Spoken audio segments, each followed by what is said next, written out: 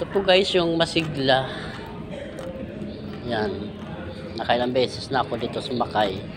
Kaya nais ko lamang po ito i-tour ko po kayo. Ito po yung hagdan ng Masigla to go.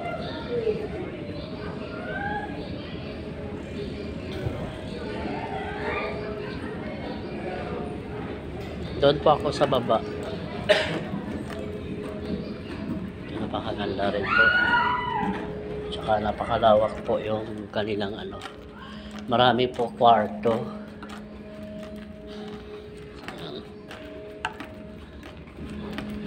So yun guys, hanggang dito lamang po ang aking munting video. Maraming salamat po sa inyong panonood. Paki-like, share, and comments na lang po. Thanks for watching and follow for more.